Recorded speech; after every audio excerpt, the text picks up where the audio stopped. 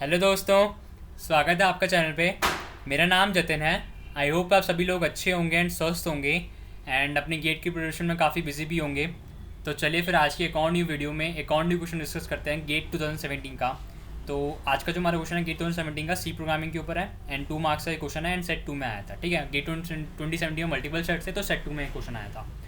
And recently अगर देखेंगे जो लास्ट वीडियो में हमने क्वेश्चन डिस्कस करा था वो था 2016 का वो भी सी प्रोग्रामिंग के ऊपर ही था। एंड 2017 और 2016 के क्वेश्चन में आपको एक थोड़ी सिमिलैरिटी दिखेगी कि यहाँ पे क्या है, कुछ कंडीशंस हमें दी हुई हैं। जैसे यहाँ पे देख सकते हैं 4 ऑप्शंस में कुछ कंडीशंस दी हुई हैं and depending on this code, मतलब इस कोड की जो ऊपर डिपेंड करके हमें कुछ ये बताना है कि कौन सी कंडीशन ट्रू रहेगी, कौन सी कंडीशन ट्रू रहेगी बेसिकली। ठीक है, ये बताना है। तो देखेंगे 2017 में भी अभी क्वेश्चन डिस्कस करने वाले हैं। ये 2016 में भी जो लास्ट वीडियो में डिस्कस करता था क्वेश्चन वो भी आया था एंड इससे पहले भी कंडीशन बेस्ड क्वेश्चन आया है। तो आप एक्सपेक्ट कर सकते हैं कि 2022 में भी ये ट्रेंड चलता रहे और एक कंडीशन बेस्ड क्वेश्चन आपको मिले। ठीक है, तो चलिए फिर इस क्वेश्चन को ट्राई करते हैं एंड देखते हैं कि इसका फाइनल सॉल्यूशन क्या होगा। एंड अब तक इस चैनल पर अप्रॉक्सीमेटली 115 वीडियोस ऑलरेडी आ चुकी हैं। तो जितनी भी सारी वीडियोस का लिंक है, प्लेलिस्ट का लिंक है, प्लेलिस्ट सारी बनी हुई है, मैं नीचे डिस्क्रिप्शन बॉक्स में दे दूँगा, तो वहाँ पर जाकर आप देख सकते हैं। तो चलिए फिर सबसे पहले क्वेश्चन कर लेते हैं। क्वेश्चन क्या कह रहा है, consider the C program fragment below which is meant to divide X by Y. ठीक है, एक सी प्रोग्राम का फ्रेगमेंट हमें दिया हुआ है। ठीक है, पूरा कोड नहीं दिया हुआ, एक पर्टिकुलर एक फ्रेगमेंट दिया है। ठीक है, उसमें काम क्या कर रहे हैं हम, डिवाइड करना है एक्स बाय वाई, मतलब बेसिकली एक्स अपॉन में वाई। ठीक है, X by Y using repeated subtractions. ठीक है, मतलब रिपीटेड सब्ट्रैक्शंस के को यूज़ करके हमें एक्स बाय वाई निकालना है। ठीक है, then the variables x Y Q and R all are unsigned int.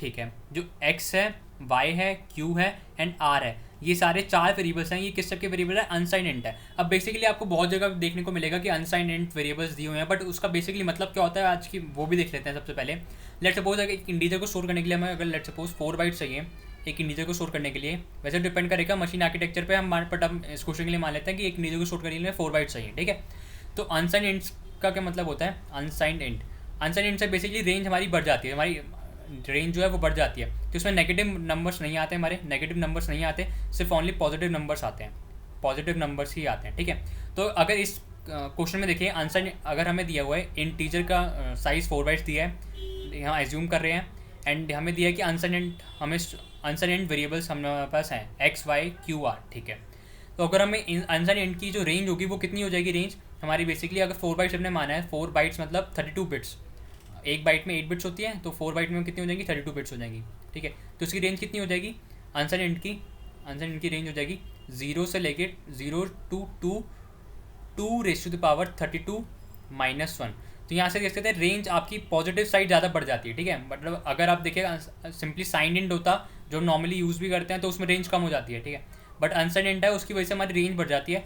तो नेगेटिव नंबर्स को हम इंक्लूड नहीं करते, नेगेटिव नंबर्स को इंक्लूड नहीं करते एंड सिर्फ पॉजिटिव नंबर्स को इंक्लूड करते हैं, इंक्लूडिंग जीरो भी इंक्लूडेड रहता है। ठीक है, 0 टू 2 -1। ठीक है, तो ये तो हम बेसिकली हमने समझ लिया कि आंसर एंड अगर दिया हो तो उसमें रेंज क्या होती है हमारी। ठीक है, तो इतना काम का इतना नहीं है, बट आपको पता होना चाहिए आंसर एंड के बारे में। आगे बढ़ते हैं। देन हमें एक कोड दिया हुआ है। ठीक है, जिसमें रिपीटेड सब्ट्रैक्शन के साथ एक्स बाय वाई इवेल्यूट कर रहे हैं। ठीक है, देन आगे which of the following conditions, इनमें से कौन सी condition on the variables x Y Q and r before the execution of the fragment. ठीक है, मतलब ये जो कोड का जो ये जो फ्रेगमेंट का इसका एग्जीक्यूशन करने से पहले कौन सी कंडीशन ट्रू होनी चाहिए, will ensure that the loop terminated in a state satisfying the condition X equal to Y into Q plus R. ठीक है, मतलब ये कंडीशन सेटिस्फाई होनी चाहिए लास्ट में। ठीक है, तो 4 ही कंडीशन है, इसके ऊपर देखते हैं रिपीटेड सब्ट्रैक्शन कैसे कर सकते हैं। एक सबसे पहले बेसिक से एग्जांपल ले लेते हैं। लेट सपोज हमारे पास 2 नंबर है, लेट सपोज एक्स को मान लेते हैं 17 एंड वाई को मान लेते हैं 7। ठीक है, अब इनको डिवाइड करना है हमें, इसको डिवाइड करते हैं रिपीटेड सब्ट्रैक्शन से। ठीक है, X equal to 17 and Y equal to 7, इसको ट्राई करते हैं कि रिपीटेड सब्ट्रैक्शन से कैसे डिवाइड कर सकते हैं। ठीक है, तो बेसिकली हम क्या करेंगे रिपीटेड सब्ट्रैक्शन में, सबसे पहले करेंगे ये जो 17 है और ये 7 है। ठीक है, तो इसको चेक करेंगे कि 17 ये 7 से बड़ा है, हाँ 17 7 से बड़ा है। ठीक है, मतलब X greater than equal to Y है, हाँ ये तो है। अगर ये है मतलब सिंपली ग्रेटर देन ही ले लेते हैं, अगर एक्स ग्रेटर देन वाई होना चाहिए। ठीक है, अगर ये है तो इसका मतलब क्या होगा, ग्रेटर देन इक्वल टू भी आएगा, sorry greater than equal to भी आएगा, क्योंकि 7 हुआ तो हाँ ठीक है जाएगा।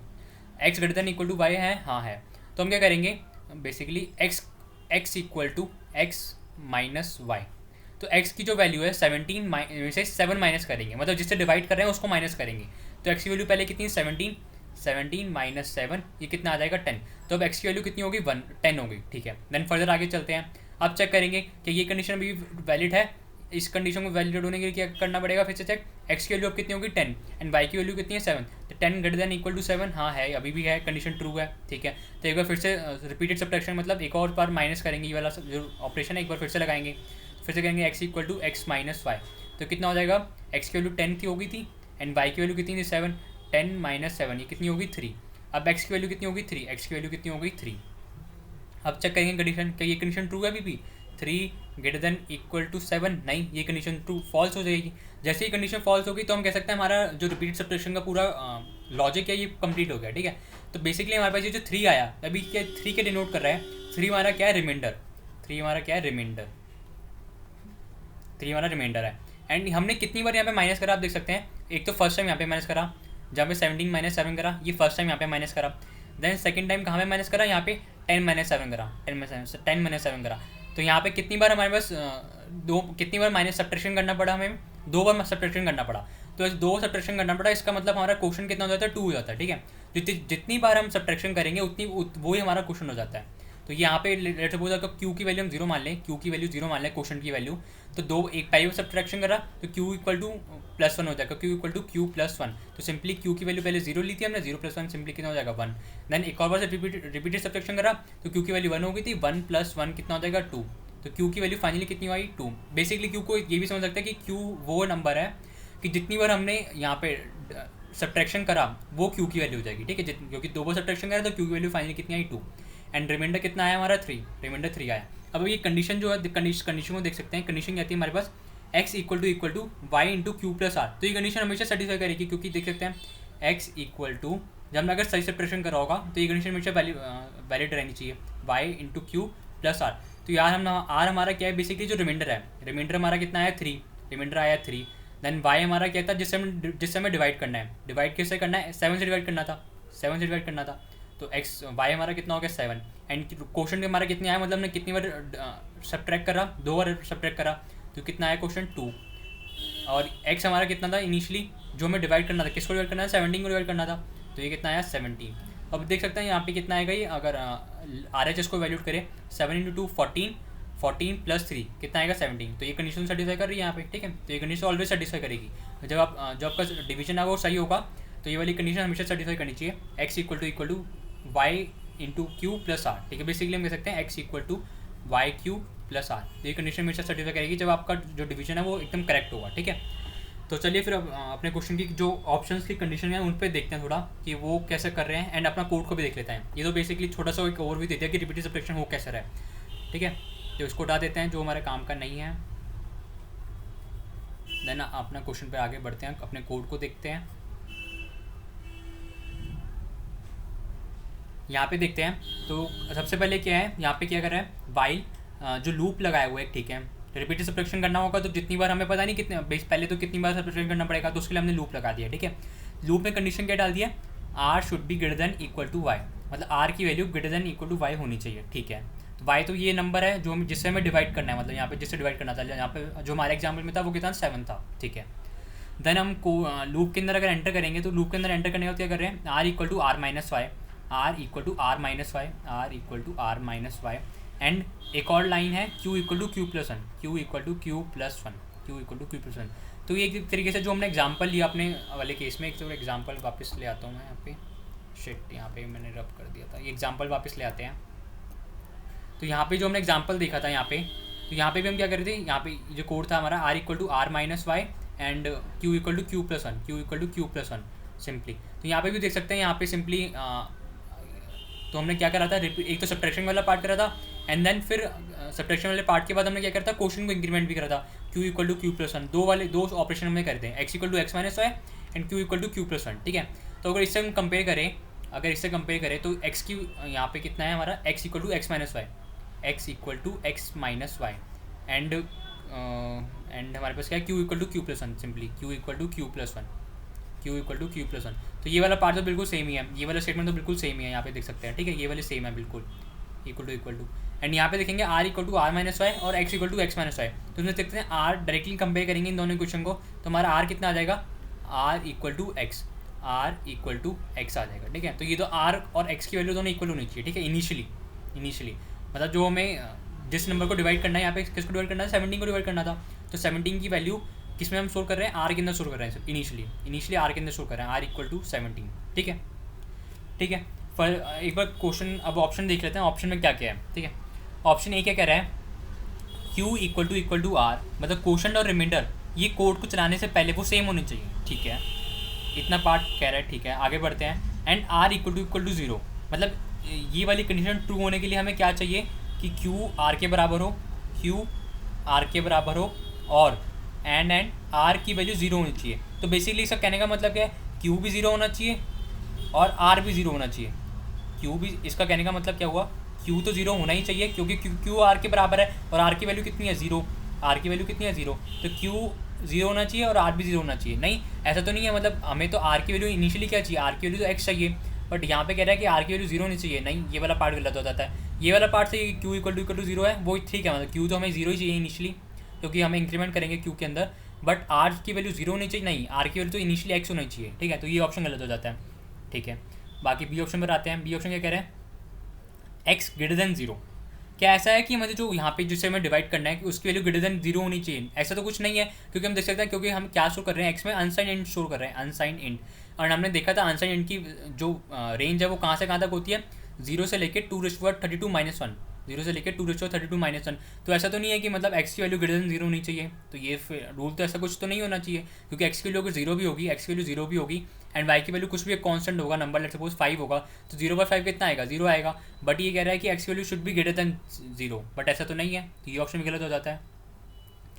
देन आगे बढ़ते हैं। आगे सी ऑप्शन क्या कह रहे हैं, Q इक्वल टू 0। हाँ, Q की वैल्यू इनिशियली 0 होनी चाहिए। ठीक है, इतना पार्ट सही कह रहा है।